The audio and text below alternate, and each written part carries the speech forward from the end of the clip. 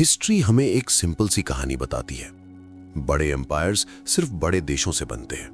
ज्यादा जमीन, ज्यादा लोग, ज्यादा रिसोर्सेज। तो फिर ये कैसे पॉसिबल हुआ? कैसे पोर्चुगल, एक छोटा सा किंगडम, आज के एक इंडियन स्टेट से भी छोटा, ने दुनिया का पहला ग्लोबल एम्पायर खड़ा कर दिया? कैसे एक ऐसा देश जिसके पास ना पॉपुलेशन थी, ना आर्मी, ना पैसा, उसने कॉन्टिनेंट्स को जोड़ दिया, ग्लोबल ट्रेड का रुख बदल दिया और सदियों तक दुनिया की इकोनॉमी को कंट्रोल किया। और सबसे डिस्टर्बिंग सवाल, अगर पोर्चुगल इतना सक्सेसफुल था तो आज वो दुनिया की सुपर पावर क्यों नहीं है? आज हम सिर्फ शिप्स और एक्सप्लोरर्स की कहानी नहीं सुनाने वाले।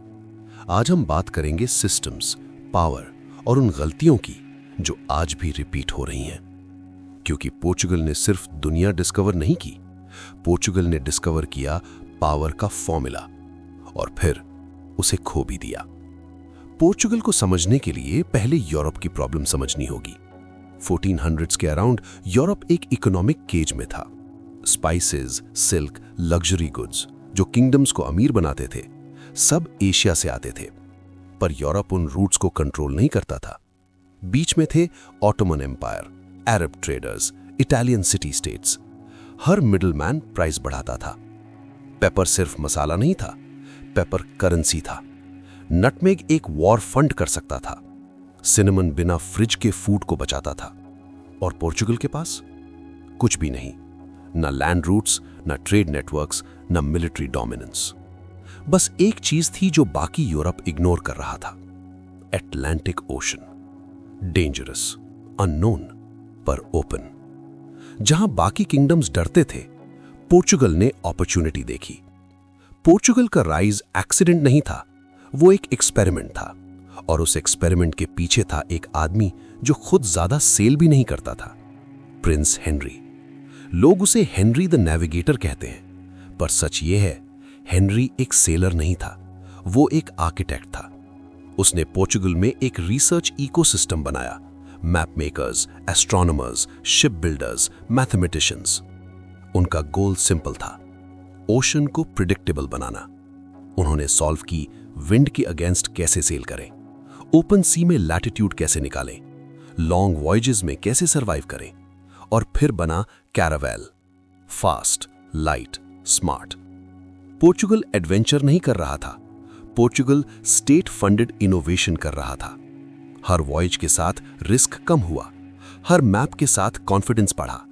ये एक्सप्लोरेशन नहीं था, ये कॉम्पाउंड इंटरेस्ट था। पोर्चुगल अफ्रीका इसलिए नहीं गया क्योंकि उसे अफ्रीका चाहिए था।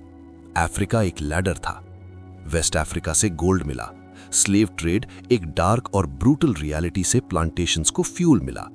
पर सबसे इंपॉर्टेंट बात, अफ्रीका एक रास्ता था इंडिया तक पहुंचने का। 1498 एक पोर्चुगीज फ्लीट अफ्रीका के राउंड घूम के इंडिया पहुंची। यूरोप का पहला डायरेक्ट सी रूट टू एशिया। इस एक इवेंट ने ग्लोबल इकोनॉमी को हिला दिया। जो स्पाइसेस वेनिस यूरोप को बेचता था, पोर्चुगल उन्हें सीधा सोर्स से ला रहा था। प्रॉफिट मार्जिन्स कभी कभी 3000% से ज्यादा। पोर्चुगल सिर्फ ट्रेड में एंटर नहीं हुआ, पोर्चुगल ने गेम तोड़ दिया। यह सबसे मिसअंडरस्टूड पार्ट है।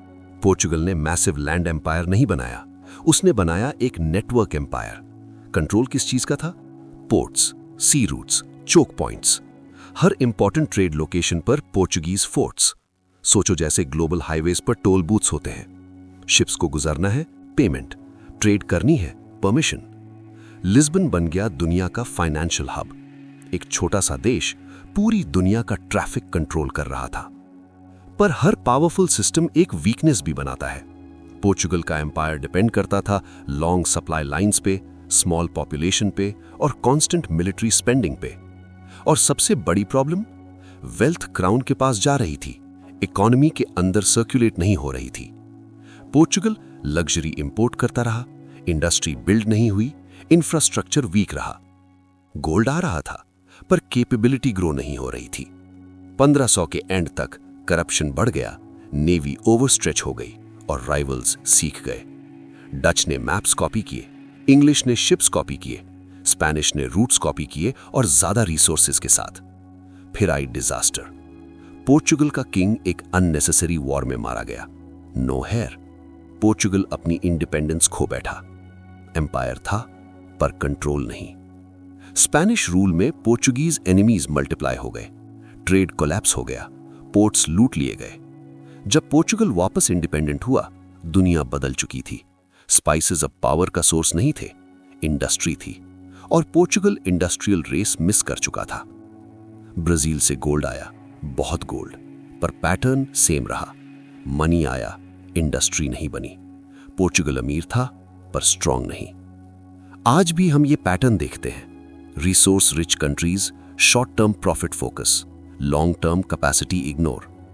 पोर्चुगल पहला एग्जाम्पल था, लास्ट नहीं। फ्री की टेकअवेज। 1. पावर साइज से नहीं, सिस्टम से आती है। पोर्चुगल ने यह प्रूव किया। 2. वेल्थ अगर कैपेसिटी बिल्ड ना करे तो खुद को खत्म कर देती है। फ्री, जो सिस्टम आज डोमिनेट करता है वही कल रिप्लेस होता है। पोर्चुगल फेल इसलिए नहीं हुआ क्योंकि उसके पास विजन नहीं था। वो फेल इसलिए हुआ क्योंकि वो अपने टाइम से पहले जीत गया। आज सवाल ये नहीं है कि पोर्चुगल क्यों गिरा, सवाल ये है आज कौन सा पावरफुल सिस्टम वही गलती रिपीट कर रहा है।